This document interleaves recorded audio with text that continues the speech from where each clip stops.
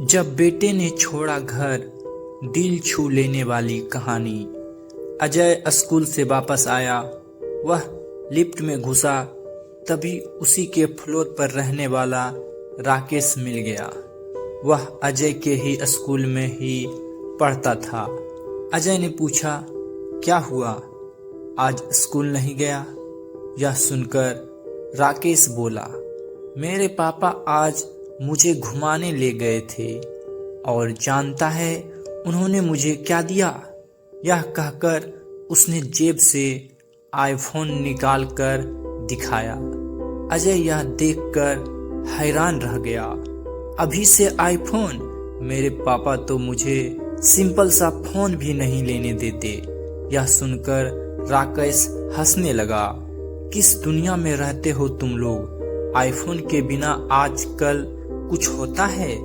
जिसके पास आईफोन नहीं, लोग उसे गरीब मानते हैं। कुछ ही देर में दोनों का फ्लोर आ गया।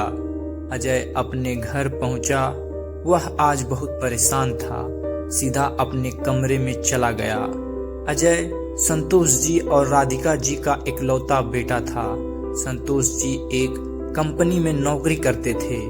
उनकी सैलरी से फ्लैट और गाड़ी की ईएमआई निकल जाती थी। कुछ बचता नहीं था, बस किसी तरह गुजारा हो रहा था। इस अपार्टमेंट में शिफ्ट होते ही उनके खर्चे डबल हो गए थे। स्टेटस के चक्कर में गाड़ी भी लेनी पड़ गई। राधिका जी अजय के कमरे में गई। क्या बात है बेटा, तबीयत ठीक नहीं है क्या? चल खाना खा ले। अजय ने लेटे लेटे ही जवाब दिया, मुझे भूख नहीं है। राधिका जी समझ गई कि किसी बात पर गुस्सा है। वो बोली, मुझे बता बात क्या है? क्या स्कूल में किसी ने कुछ कह दिया? अजय उठकर बैठ गया। मम्मी, पता है मेरे सारे दोस्तों के पास आईफोन है, बस एक राकेश के पास नहीं था। आज उसके पापा ने भी उसे आईफोन दिला दिया। अगर गरीब बनकर रहना था तो यहाँ आने की क्या जरूरत थी? राधिका जी को एक बार तो बहुत गुस्सा आया, लेकिन फिर भी उन्होंने बात को संभालते हुए कहा, बेटा ऐसा नहीं कहते। तुझे पता है हमने कितनी मुश्किल से यह फ्लैट खरीदा है। उसकी ईएमआई, गाड़ी की ईएमआई, इसके बाद बहुत मुश्किल से घर का खर्च चल पाता है। अजय रूठ कर बैठा था। वह बोला, बस यही सब बहाने लगाते रहो। पापा को बोले ना कोई बड़ी कंपनी ढूंढ ले जहां अच्छी सैलरी मिले। राधिका जी को बहुत गुस्सा आ गया था। तुझे लगता है तेरे पापा जानबूझकर कम सैलरी की नौकरी कर रहे हैं? जानता भी है कुछ बड़ी कंपनी से हर दिन लोग निकाले जा रहे हैं। और हाँ, कान खोलकर सुन ले, कोई आईफोन नहीं आ रहा। तेरे स्कूल की फीस भर रहे हैं, वह काफी है। अपनी पढ़ाई कर, इन सब चक्करों में मत पड़। मम्मी को गुस्से में देखकर एक बार अजय को लगा कि अगर ज्यादा बोला तो मम्मी मारना भी शुरू कर देगी। इसीलिए वह चुप हो गया और मुंह फेर कर सो गया। शाम को संतोष जी घर आए। अजय, ये मैं क्या सुन रहा हूँ? आज तुम फिर से आईफोन की जिद पकड़कर बैठ गए। मैं तुम्हें आईफोन नहीं दिलवा सकता। हाँ, जब तुम स्कूल खत्म कर लोगे तो एक सस्ता सा फोन तुम्हें मिल जाएगा। इससे ज्यादा की उम्मीद मुझसे मत करना। पापा, आपको पता है जिस सोसाइटी में आप हमें ले आए हो, वहाँ और मेरे स्कूल में सबके पास आईफोन है। सब मुझसे अच्छे कपड़े पहनते हैं, सबके पास बाइक है। हमें यहाँ आना ही नहीं चाहिए था।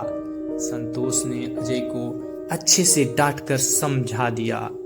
तब से अजय उनसे कम ही बात करता था।